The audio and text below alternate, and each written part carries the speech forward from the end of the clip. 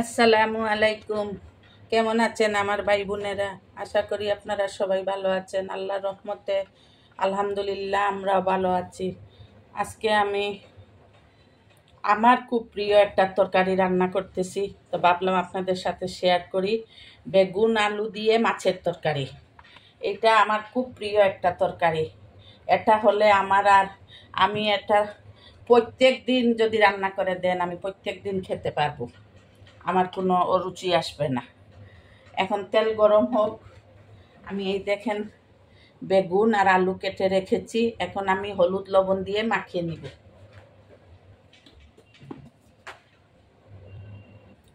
আমি হলুদ আর লবণ দিয়ে মাখিয়ে নিয়েছি, এখন তেলও গরম হয়ে গিয়েছে। আমি বেগুনগুলো আগে ভেজে উঠাই নিব।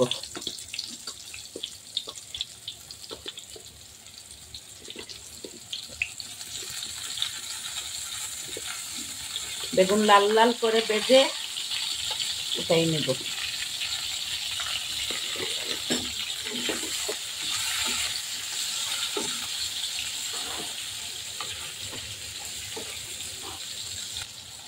বেগুন আমার ভাজা হয়ে গিয়েছে, এখন আমি উঠাই ফেলবো। দেখুন,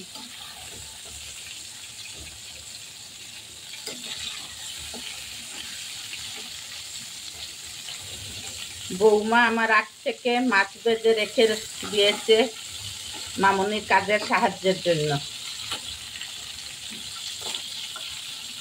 ও এখন বাচ্চাকে স্কুলে আনতে যাবে, সেজন্য আমি রান্নাটা করতেছি।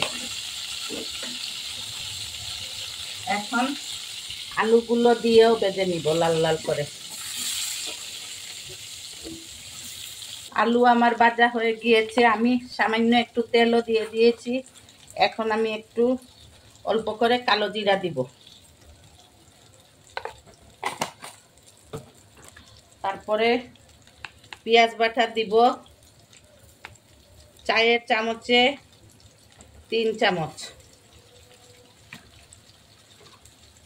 আদা বাটা দিব আধা চামচ। রসুন বাটা 1 চামচ।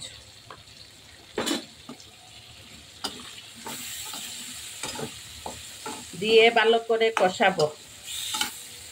এই আলুর সাথে এই পেঁয়াজ আদা রসুন একসাথে কষাবো।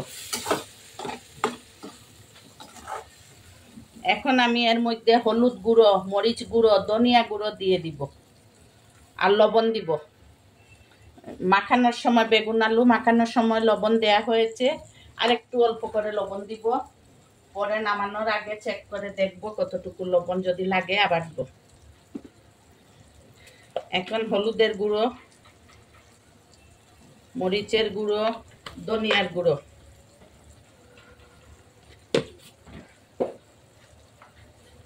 শুকনো মশলা পুড়ে যাবে সেজন্য অল্প করে পানি দিয়ে দিচ্ছি। এই মশলা মাখানো পানি দিয়ে দিলাম। এখন ভালো করে কষাবো। কষানো হয়ে গিয়েছে, এখন আলু সিদ্ধ হওয়ার জন্য আমি পানি দিয়ে দিব। আপনারা লাইফস্টাইল উইথ বউ শাশুড়ির পাশে থাকবেন। যদি পেজ থেকে আমাদের ভিডিওটি দেখে থাকেন তাহলে লাইক কমেন্ট ও শেয়ার করবেন, আর ফলো দিয়ে আমাদের পাশে থাকবেন। আর যদি ইউটিউব চ্যানেল থেকে আমাদের ভিডিওটি দেখে থাকেন তাহলে প্লিজ আপনারা সাবস্ক্রাইব করে নেবেন এবং লাইক দিয়ে আমাদের ভিডিওটি দেখবেন। আপনারা, আমার মনে হচ্ছে আপনারা আমাদেরকে পছন্দ করতেছেন না, সেজন্য লাইক দিচ্ছেন না। অনুরোধ রইল আপনাদের কাছে, আপনারা আমাদের পেজে ফলো দিবেন আর ইউটিউব চ্যানেল থেকে দেখে থাকলে সাবস্ক্রাইব করে নেবেন। এইটা আপনাদের কাছে আমাদের একটা অনুরোধ। আমি এখন দেখে দিব আলু সিদ্ধ হওয়ার জন্য। আলু আমার সিদ্ধ হয়ে গিয়েছে, এখন আমি ভাজা বেগুনগুলো দিয়ে দিব।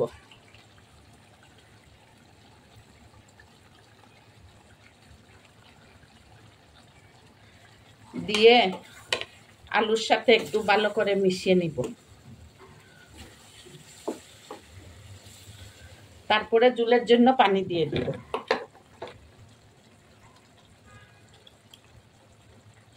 ঝোলের পানি দিয়ে দিছি, এখন আগে থেকে ভেজে রাখা মাছ দিয়ে দিব। এগুলা তেলাপিয়া মাছ, তাহলে ঝোলের মশলা টশলা মাছের ভিতর ঢুকবে। আমার ঘরে আবার বড় মাছের পিস তেমন কেউ খেতে চায় না, সেজন্য একটু ছোটো ছোটো করে করি। ইচ্ছে হলে কেউ 2 টুকরা খাবে, কিন্তু বড় হলে বলে এত বড় করছো কেন, ভালো লাগে না খেতে। তো এই কষ্ট করে রান্নাও করব, আবার কথাও শুনতে হবে, তা আমি রাজি না। যে যেমন তাকে তেমনই দিতে হয়। ওনারা যখন ছোটো খেতে চায় ছোটো করে দিলাম, দরকার হলে 2 পিস খাবে, কিন্তু আমি কথা শুনতে রাজি না যে বড় হলো কেন, আমরা বড় খেতে পারি না। এই এখন আমি ডেকে দিব, ফুটে ওঠার পরে লবণ চেক করব, জিরার গুঁড়া দিয়ে নামিয়ে নিব।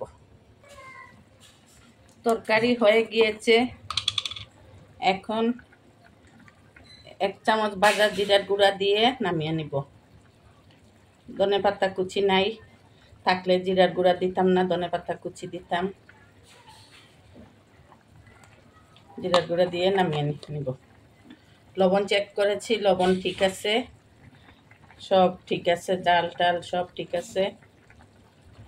হয়ে গেল আমার বেগুন আলুর তরকারি। আমি চুলা বন্ধ করে নিচ্ছি। আপনাদের সাথে আজকের মতো বিদায়। আপনারা লাইফস্টাইল উইথ বউ শাশুড়ির পাশে থাকবেন, আমাদের জন্য দোয়া করবেন, আমরা যেন একটু একটু করে আপনাদের মন জয় করতে পারি। আর আপনারা অবশ্যই আমাদের ভিডিওটি পুরোটা দেখবেন, দেখে লাইক দিয়ে দেখা শুরু করবেন, এটা আমাদের অনুরোধ রইল আপনাদের কাছে। আল্লাহ হাফেজ। আসসালামু আলাইকুম ওয়া রাহমাতুল্লাহি ওয়া বারাকাতুহু।